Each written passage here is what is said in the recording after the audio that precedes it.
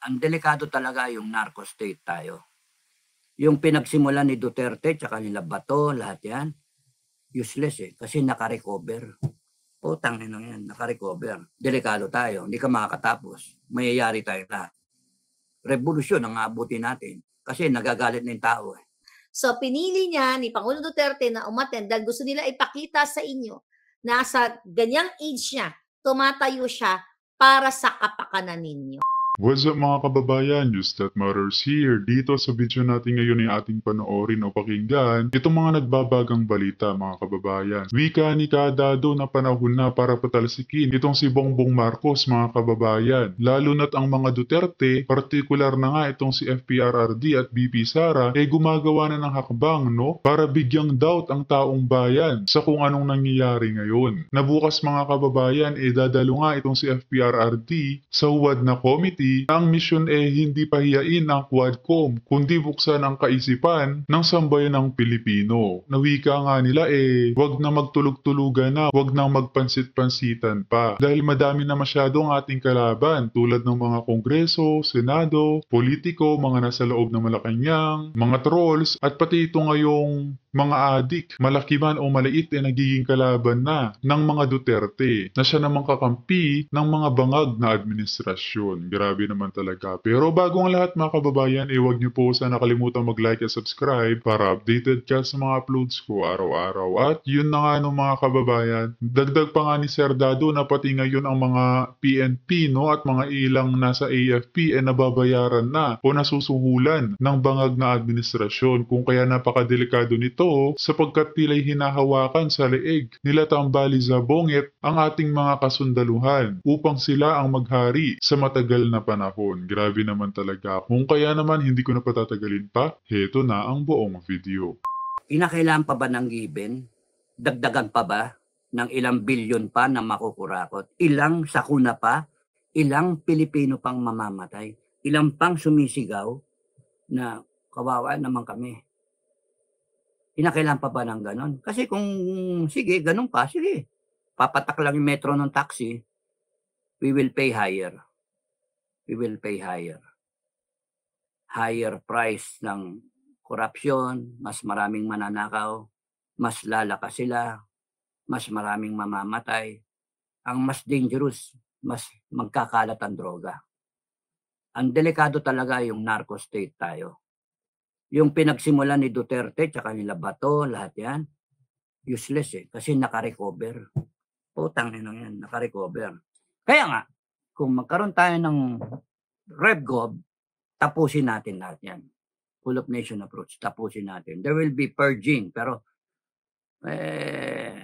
kami nga ni Bukay, kami nga, lumalantad kami. Pwede kaming, ang daming kalaban Ang daming kalaban.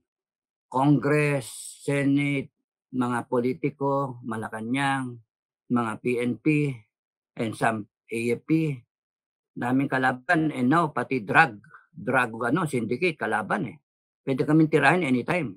Kaya sabi ko nga ang safety namin, may order ako. FJF may order ako mga kababayan. The moment may mangyari kay Metran, sa akin, o kahit sinong commander, o kahit sinong FGF, kalaban nyo kaming lahat. Walang iwanan. Upakan ninyo lahat. Upakan nyo, ubusin nyo. You declare, you take hold. You take hold. Hindi pwedeng ganyan Nananahimik tayo. We're just trying to organize para sa depensa ng bansa natin in case na magkagera. Tapos may mga ganyan na mga takot na takot kayo para tapos upakan nyo kami. Hindi pwede. Makakakita kayo ng no mercy. Kasi pagka pagsasabay-sabayin nyo kami, I doubt, kaya nyo yon. Kami lang yung may ganong capability. So, tingnan natin. Gusto nyo ng ubusan? Go ahead. Mag-ubusan tayo. Game of the Generals. Sanay na sanay ako sa ubusan ng piyesa. Sanay na sanay ako sa trabaho na ubusin.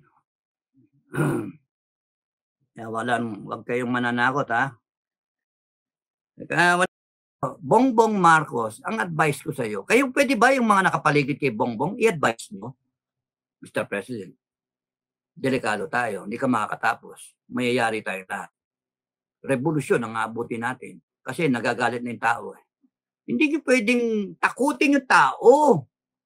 Tatakutin yung tao, magmarsyalo kayo. Tapos na, hindi na pwede yun. Kasi kita, ako gising na gising ako. Kahit tulog yung ibang tao, gising na gising ako. No? I will command people. I will go out and then tell the Filipino people, putang inang to, this has to end. Ayaw kong pumunta ako doon umabot ako doon. Kaya nga, inday, gumising ka na.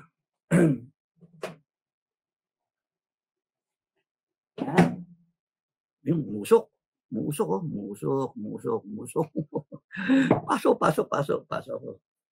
Oh, really, ayaw namin nung let her be. She's the one. Binoto niyong vice gusto niyo nga magpresidente yung tao. Binoto niyo ng vice. Nanalo. 32 million. Nasaan yung 32 million? Ba't kayo natutulog sa pansitan? Ba't kayo tatakot-takot? Pinalalakas ko nga yung loob ninyo Yung armed forces, naghihintay lang yan. Pakita nyo. Okay. So, yun yung Proclamation number 2. It is the redefining that's how I'm thinking, redefining the chain of command. Because right now, ang chain of command starts with the president. Down the line. 3 branches of service, executive, legislative, judiciary.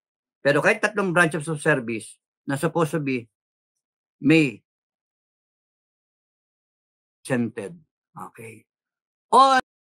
At yun na nga mga kababayan, narinig natin mismo kay Kadado ang mga malalaking kalaban ngayon ng mga Duterte. At dito sa video naman natin ngayon ay ating dumako kay Madam Maharlika na kanyang winika na may misyon itong si Tatay Digong kung kaya't humaharap ito ngayon sa UWAD na committee. Ating pakinggan ito. Ito sinasabi ni Kilay na bibigyan natin ng tamang respeto and susundin namin yung proper decorum, eklabus, pero they are destined. Dahil sa utos nga ni Lisa Tanas ni Bangag, they are destined to destroy Duterte para madawit si Inday Sara. Nakita niyo si Sara, nag-speak up na. Pinakita niya na yung kanyang statement, figure of speech, figuratively, sinabi niya na jajanggalan na ng julo ang inyong bangag na presidente dahil hindi niya alam kung paano magpresidente. And now, ngayon sa Bagyo, nakita niyo na totoo ang sinabi ni Inday Sara. So ngayon, kahit nasabihin pang respeto mga sinasabi ni Kilay, hindi po yan totoo. Talk is cheap.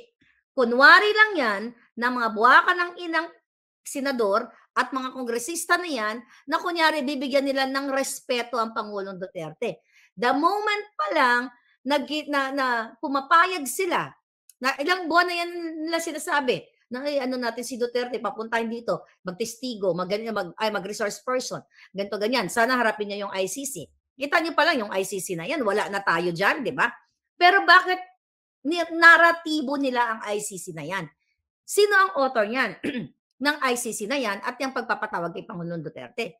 Wala pong iba, kundi si Lisa Tanas, si Bangag Jr., si Tambaluslos lalo na, dahil nangangarap yan maging presidente yung AAA na yan. So you have to wake up people. And I believe the mission of the former president, PRRD, is to show you guys kung gaano niya kayo pinahalagaan. Sabi ko, this is not about Digong. Ano na yan? Tapos na siya. Naipakita niya na kung paano siya maging presidente sa taong bayan, sa buong mundo. So ginagawa niya ito para sa inyo. Pwede na yan manahimik. Pwede siyang hindi pumunta dyan palangga. Meron siyang ganyang pribileyo bilang presidente at pwede siyang mag-reason out na dahil matanda na siya, masakit na yung tuhod niya. Di ba? Kasi kung ano man ang mangyari sa kanya sa health niya, managot niya mga buwaka ng inang dyan na nagpapagamit kay Bangag Jr. At mismo ang mananagot, etong Bangag na presidente ninyo. na Addictus Benedictus. And I believe, for sure, may mga may bibit-bitin si Pangulong Duterte na mga counsel niya, di ba, para maprotektahan siya legally, dahil alam mo naman, wala na siguro pakialam niya si Pangulong Duterte, ang ngangabels yan, talagang, talagang makakatikim talaga sila ng bonggang-bongga. At syempre, lagi nitong naririnig na meron protektado ang ating Pangulo, di ba yung lagi niya naninirik, Your Honor, may I invoke my rights against self-incrimination, di ba? Ganyan, ganyan, ganyan. So meron siyang gusto, gagamitin niya yan, yung mga ganyan pribilehiyo, at syempre, hindi yan din siya basta-basta magbubunga nga siguro in terms of national security. Kasi dating presidente yan eh. Wika nga ng taong bayan, Madam Maharlika, baka sa pagdalo ni Tatay Digong dyan sa hearing bukas, doon talaga mamumulat ang taong bayan, no? Na kailangan ng mag-alsa kapag may nangyaring hindi maganda dito sa dating Pangulo. Na kayo ba mga kababayan, payag ba kayo nun? Na isa-cite in contempt na lang bigla itong si FPRRD nang dahil sa wala sa script ang kanyang mga sinasabi? Grabe naman talaga. Di ba? Ang daming alam niyan. If we talk about national security, baka nga, ang naisip ko, I hope, Pangulong Duterte, isplok mo na lahat. Diba? Isabihin mo na lahat, dyan sa hearing na yan sa Monday, diba, yung mission na yan, kung ano man yan ang mission na yan, but Tama. I believe, I know, meron siyang mission. At kayong mga kababayan, ang mission ninyo is to show support. Kung gusto nyo nang wakasan, itong bangag na presidenteng ito, na patuloy kayong ginagago, walang preparedness sa bagyo. Ngayon, kinokontrol nila ang numbers ng mga nangamatay, ng mga biktima. Hindi nila sinasabi sa inyo ang totoo. May namanduhan yan ng buwaka ng inang Lisa Tanas na kung pwede, wag ilabas ang totoong numbers. Di ba nung panahon ni Pangulong Duterte, may real numbers tungkol doon sa mga na biktima ng war on D. Pero tinwist yan ng mga dilawan during that time. But anyway, this time, balik tayo dito sa sa bagyo na ito, kinokontrol yan ni Bangag at ni Lisa na huwag ibigay sa inyo ang tamang datos kung ilan ang mga namatay, kontrolado nila ang media. Kita nyo naman ang vlog natin kagabi at pinakita nating dokumento sa inyo na mayroong dikta ang gobyerno ni Bangag, ni Lisa Tanas, ni Tambaluslos, na wag sabihin sa inyo kung ano ang totoong nangyayari, kung ano yung mga numbers. Hindi nyo ba nakikita yung mga aid, yung mga grocery na binibigay sa inyo, na may mga pangalan, kadiwa ng Pangulo, rice, Romualdez rice, yung mga nakalagay na tarpaulin. Bago sana, ulitin na naman natin, okay? Ma-segue lang natin. Bago sana, yung mga panahon nila na pagsulat-sulat ng kadyutahan ng mga pangalan na yan, pag-iimprenta, ibig sabihin, bagyo na nga, nalubog na kayo. Nakuha pa nila, maglagay ng mga tarpaulin na yan, bago kayo iligtas. Yan po lahat ay political. Wala silang pakialam sa inyo. At kung kayang gawin ng bangag na gobyerno ang diktahan, ang mga bayarang media na sinungalngalan ng envelope na may lamang payola, talaga namang kaya nilang itago ang tunay, ang real numbers ng mga namatay. Kaya I believe ang ating Pangulong Duterte ay nagdesisyon, sabi nga ni Senator Bato, confirm na a-attend siya. Confirm na attend siya at I hope, mga kababayan, ay talagang manindigan kayo sa tabi niya. Kasi meron yan siyang mission.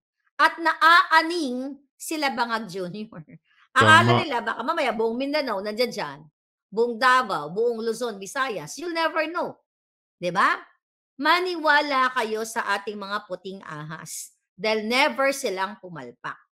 Naaaning na ang mga bangag sa pagparating bukas dyan sa Pilipinas na pag-attend ni Pangulong Duterte.